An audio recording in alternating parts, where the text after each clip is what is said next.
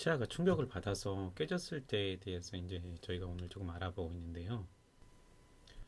보통 이게 치아가 깨지게 되면 어, 이렇게 그 범낭질 부분 가장 외측만 깨진 경우가 있고 치환 부분이 깨진 경우 이렇게 완전히 이제 치아가 부러진 경우가 있습니다. 머리 부위가 부러진 경우가 있습니다.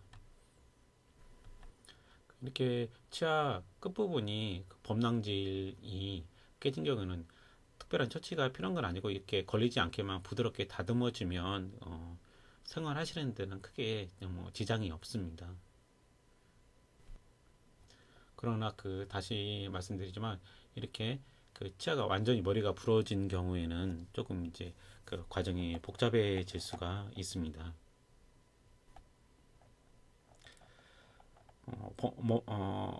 그러니까 치관 파절은 그러니까 이 머리 부위가 깨진 건 위에서 말씀드린 대로 이제 범낭질만 또는 이제 범낭질과 상하질이 파절된 것이라고 볼 수가 있는데요. 그러니까 가장 외층이 범낭질인데 이 범낭질만 깨진 경우가 있고 또 이제 그 내부층이 상하질인데 그러니까 범낭질과 상하질이 동시에 파절된 경우라고 이제 볼 수가 있습니다. 이 두 가지가 있게 됩니다.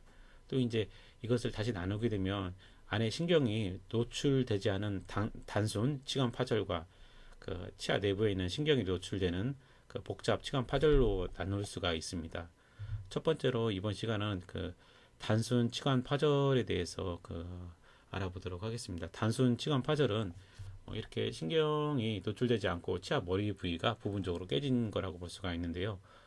빠른 수복을 통해 외부 자극에 의한 손상 가능성을 최소화해야 합니다.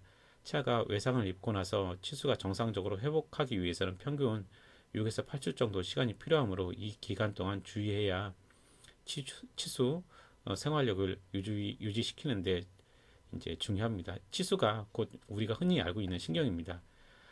레진을 이용한 치료를 할 수가 있습니다. 깨진 부분이 너무 크지 않고 교합되는 그 위치에 생긴 파절이 아니라면, 그러니까 여기에서 교합이라는 것은 이와 이가 이제 맞닿는 부분이라고는 말이거든요. 그러니까 흔히 이제 힘을 많이 받는 부위라고 알고 계시면 됩니다. 이런 경우 이제 레진으로 떼어서 이전과 같이 만들어 줄 수가 있습니다. 한 번에 이제 끝나서 간단하지만 재료 특성상 강도와 이제 유지 측면에서 부족할 수가 있습니다. 특히나 앞니 끝부분은 식사하실 때 음식을 이제 자르고 뜯는 이제 기능하는 위치라서 유지력이 부족하면 금방 떨어질 수가 있습니다. 치아 파절 시의 레진 치료는 깨진 부위나 환자의 구강 상태에 따라서 결정할 수가 있게 됩니다. 이게 그 레진으로 치료한 증례거든요. 보기에는 조금 이제 이렇게 깨진 부위를 이렇게 매끄럽게 해주고 레진으로 덧댄 케이스입니다. 보기에는 조금 이제 깔끔해 보이는데 그리고 또 이제 한 번에 끝날 수 있고 비용도 조금 저렴한 편입니다. 그런데 이거를 적극적으로 권해드리기가 어려운 게 이게 좀 충격을 받으면 잘 떨어집니다. 재료 특성상. 그리고 시간이 지나면 이 경계 부위가 약간 변색이 날 수 있기 때문에 조금 저희가 권해드리지는 않습니다. 그리고 이제 치아 파절됐을 때 레진 이외에 저희가 라미네이트를 설명드릴 수 있는데 치아 깨진 부분이 조금 넓긴 해도 치수 손상이 없을 때 치아 앞쪽 면에 붙이는 방식인 라미네이트를 사용 가능합니다. 레진에 비해서 강도도 우수하고 상대적으로 넓은 깨진 면을 다시 예쁘게 만들어 줄 수가 있습니다. 신경을 침범하지 않는 치관 파절의 경우 파절된 부위를 가지고 오시면 재부착이 가능합니다.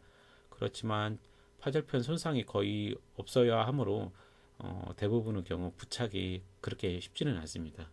예. 다시 그 라미네이트라는 것에 대해서 설명드리면 치아를 얇게 깎게 됩니다. 일단 그리고 이제 이렇게 그 손톱처럼 얇은 이런 도자기를 씌우게 됩니다. 그럼 이게 치료가 완성되거든요. 레진보다는 강도가 조금 좋고 그리고 이제 심미적으로도 조금 우수합니다. 보이는데도 조금 많이 우수합니다. 그렇기 때문에 깨졌을 땐 레진보다 이렇게 라미트나 아예 크라운으로 이제 이를 하나 씌워주시는 게 더 좋습니다.